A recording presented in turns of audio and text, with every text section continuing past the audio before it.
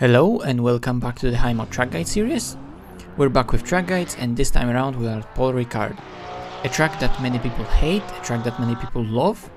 Certainly it is a very unconventional track with unconventional characteristics that pose a great challenge, both setup wise and driving wise.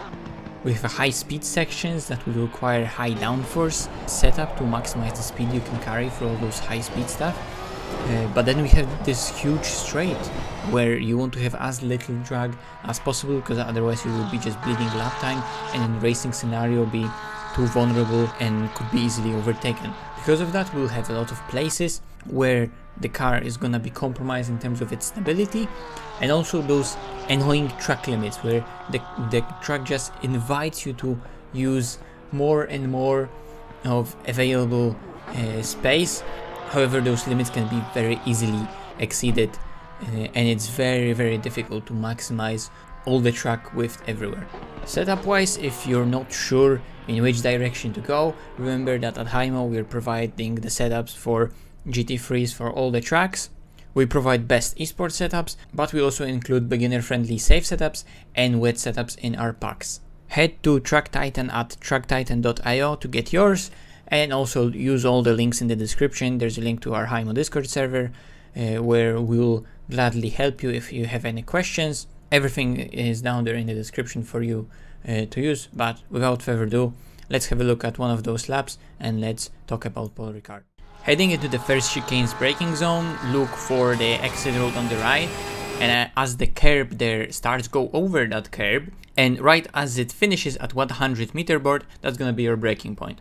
You're gonna start going on the brakes when you're still on top of that curb, so watch out. As you start decelerating, you're pressing the front of the car into that curb and it could jump a little. Orange cones are most likely to be already gone, taken out by other cars.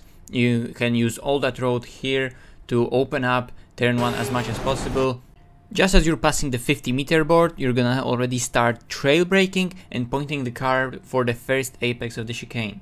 The road here goes a tiny bit up the hill, which makes it difficult to spot that apex. You can see that little lime bollard that can be used as a reference, but it's also most likely gonna be taken out by other cars. So you have to look for those yellow sausages that you could see ever so slightly past the little hill of turn one. Look for them and use them as a reference to where you should point the car at. Get as close as possible to those yellow sausages with your left tires, but remember your right hand side tires need to be still on the black asphalt. You cannot cross the white line.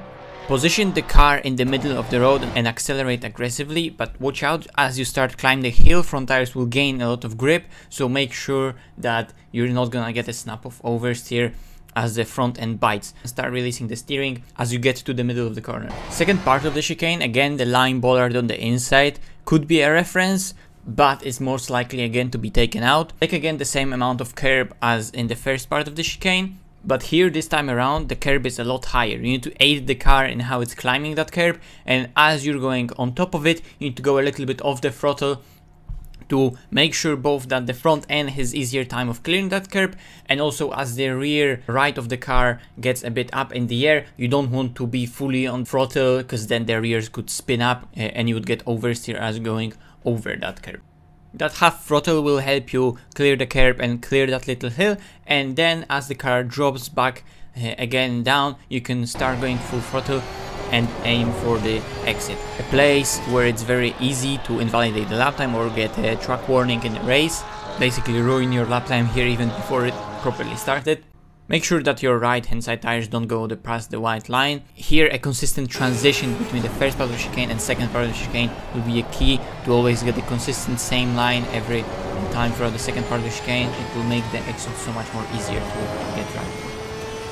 Now the second chicane, it's almost like the opposite of the first. Here you had left right, here it's gonna be right left, and in the first chicane we had the slowest speed at the first apex and then accelerating throughout the rest of the chicane. Here we're gonna be slowing down throughout the initial part of the chicane and the whole first part all the way to the second apex and only then accelerating.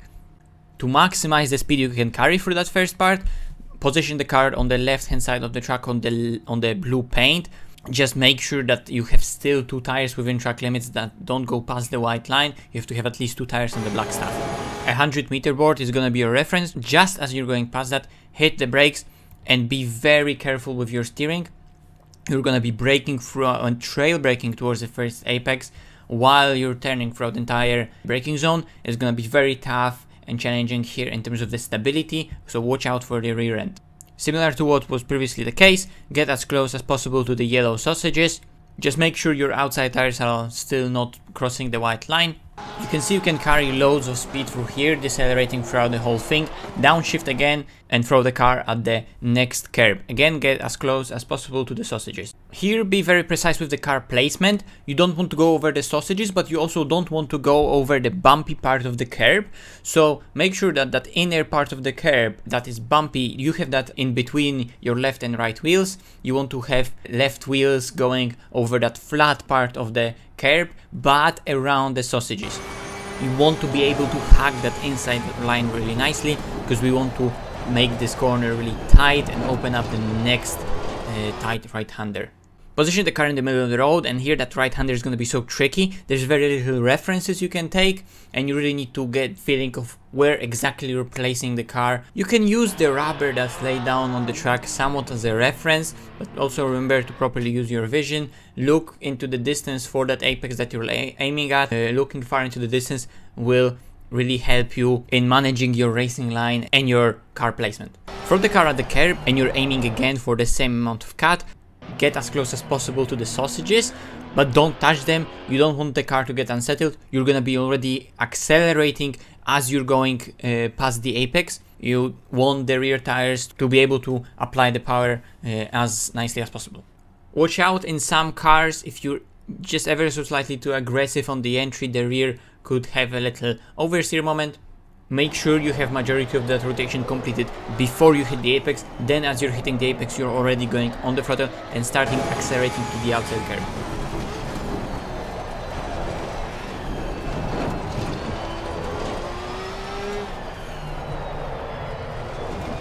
Accelerate initially in as straight line as possible. Use as much curb on the outside.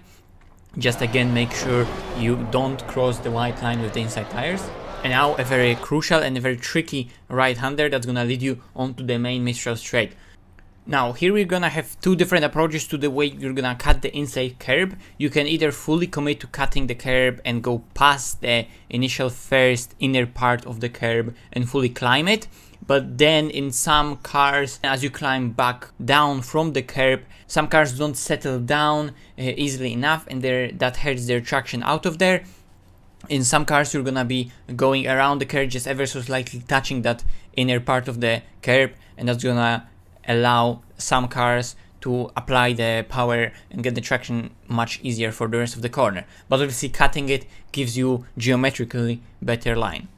So initially stay as much on the left as possible, then go hard on the throttle and throw the car at that curb. Get the car turned in as you're slowing down.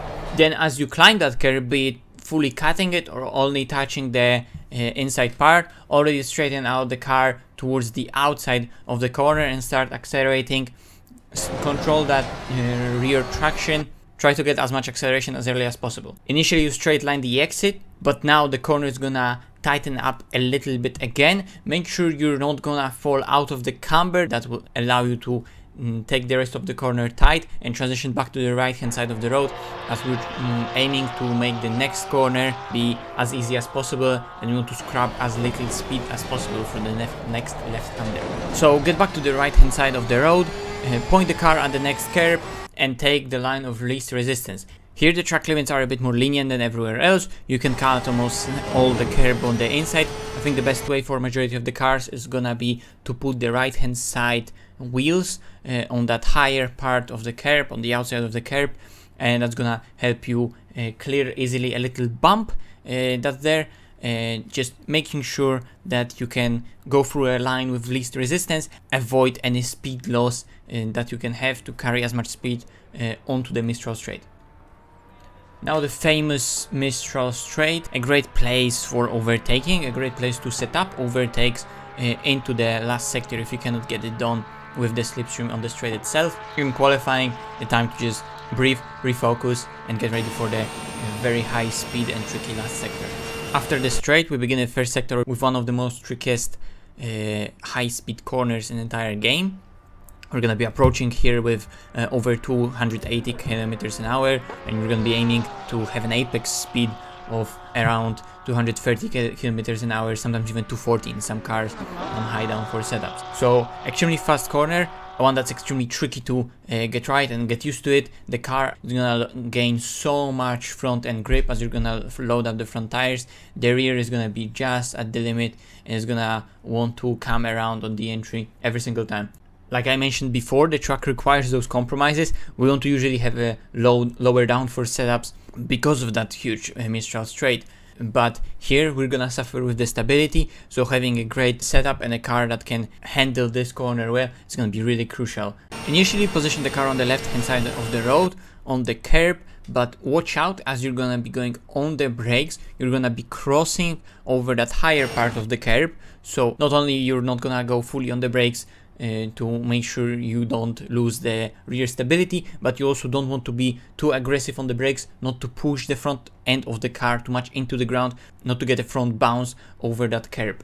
If you do it right, you're gonna be able to open up the corner, control nicely the rear stability of the car, and also get nicely settled front end and point the car towards the inside with full confidence. With some cars this is gonna be a 6th gear corner, you're not gonna be downshifting. With some cars you go down to 5th gear. In Porsche here we have a lot of off-throttle oversteer, so I have to control that rotation on the entry and stabilize the car with mid-throttle and mid-corner as I'm decelerating still towards the apex. Be very smooth and precise with your inputs here, both on the steering side and on the pedal side, both with the brake pedals and how you stabilize the car on the throttle. Be really smooth with that. Be gentle, don't do those inputs too aggressively.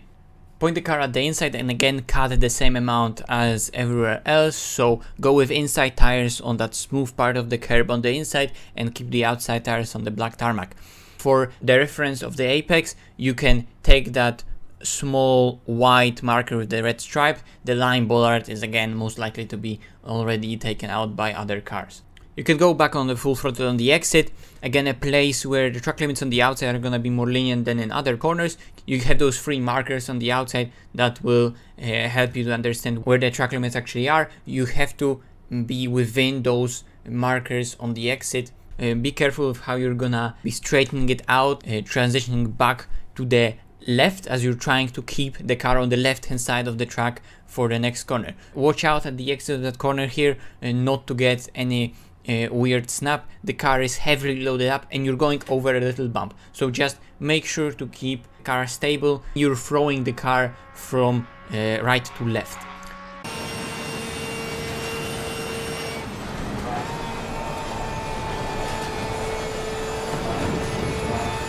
Now a very tricky double right-hander. Here there's gonna be a couple of different approaches you can take through here. The inside line throughout the whole corner is gonna have a lot of grip. It's also cambered a little bit more, but there on the entry you have a little bump that could unsettle the car. The more you get to the outside of the track, there's less camber, a little bit less grip, really easy to fall out of that camber and go on the blue stuff on the outside. That's something that you definitely do not want to do. Use the left hand side curb initially to open up the corner as much as possible and throw the car at the curb on the inside. Now here, if you're gonna take the tighter line, there's a little bump on the inside that you're gonna have to go through that could unsettle the car.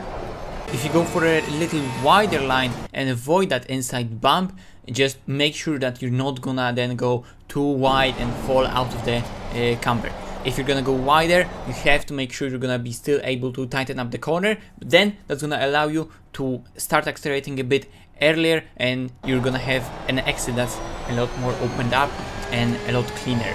If you take the inside line, obviously it's way easier to not fall out of that camber. You're initially taking a more grippy and shorter line, but obviously the exit then is a tiny bit more compromised, tighter exit, and you not being able to accelerate as early as possible.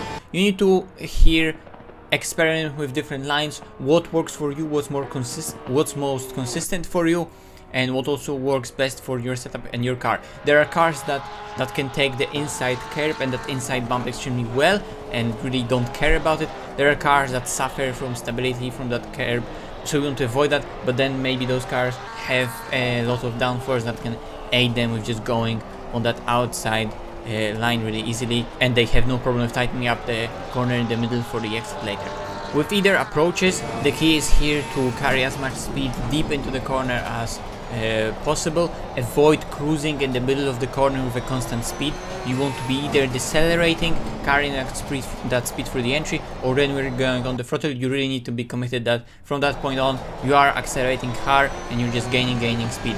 You want to avoid those points in the corner where you're just cruising with a constant speed, because then neither the front of the car is loaded up and that you don't have front end grip, or rear of the car is loaded up and you cannot really accelerate hard. You're just not using your car then and the grip that you have available efficiently. At Paul Ricard, loads of those braking zones when you are turning while braking, so here as well watch out for the oversteer on the entry. Brake hard initially, but keep the car as straight as possible. There could be some counter steering that's needed, and start trail braking really early and let off the brake quite early to settle down the car and control the lift off oversteer. On the exit curb on the inside, you can cut as much as previously. Just remember, you're going over a little bump there as you're going over that inside curb, so make sure that the car is already nicely accelerating and is settled. You don't get any weird snap of oversteer or a weird bounce as you're going through that little dip.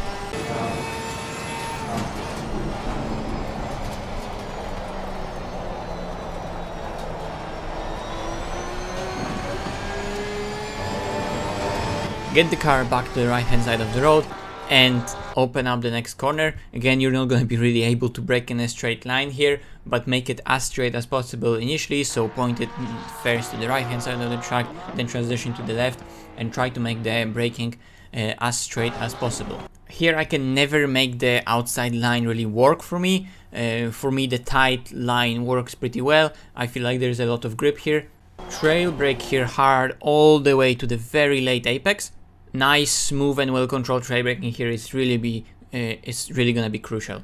You can see where the rubber is laid down on that inside curb. You can use that somewhat as a reference to learn when you want to apex that curb. You can see that it's very late into the corner, but do not climb it. You're gonna be going already on the throttle here, and you don't want to climb with the inside car on that curb. You want to maximize the grip. You want to allow the rear tires to just apply the power as nicely as possible. You don't want them to lose grip because you're climbing that curb. Smooth throttle application and open up the steering early. Again, you have markers on the outside that can help you understand where the track limits are. Here you can go past the white line, but you cannot go past those markers with the outside of your car.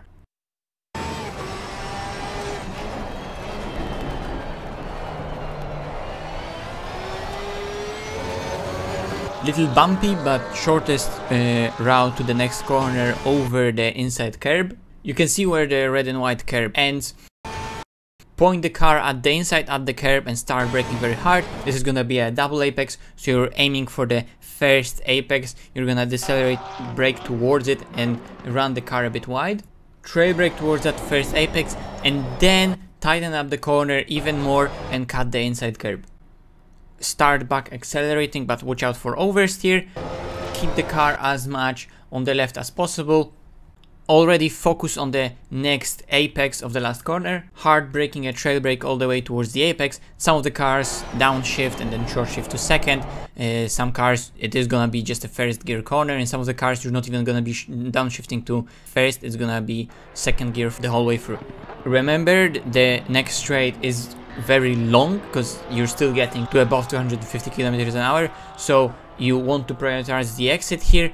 Make sure you're not really deep. Go on the throttle already as you're hitting the apex. Already start accelerating and get the clean exit. Bollards on the outside, again showing you where the track limits are. Here you can go with the right hand side tires over a curb. However, I feel like it's better to keep the right hand side tires on the tarmac and left hand side tires on the smooth part of the curb to maximize the speed you're going to be carrying throughout the rest of the straight.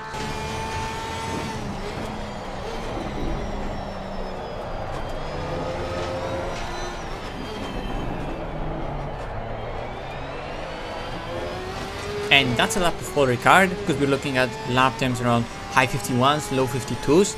But you have to remember that we have that huge straight. On that main straight alone, you spend half a minute there. But the rest of the track, I think it has tons of flow. and it's just so great for racing with cars running usually different setups than usual, lower downforce and Mistral straight, giving you great opportunities for overtaking and creating not just overtakes on the straight itself, but then generating side-by-side moments throughout the last first sector. There's tons of places in the first sector where you can also go side-by-side or set up overtakes for the main straight. So there's tons of places, basically every single corner at Paul Ricard it can be a decent overtaking opportunity, maybe apart from one right-hander before the straight, but everywhere else it can be an overtaking opportunity. So for racing, Paul Ricard is great. I think it's highly underrated, although in ACC we learned to love it because it just always produces great races here. So that's the track guide for Paul Ricard done. I hope you enjoyed it. Give it a like, leave a comment, tell me what next tracks would you like to see. I'm gonna try to follow the LFM calendar, and obviously we also have a Nordschleife track guide coming at some point soon as well. So subscribe and make sure you're not gonna miss that, and remember to check all the links in the description for the setups. Join HYMO Discord. I hope to see you there, and I hope to see you in the next video. Bye bye.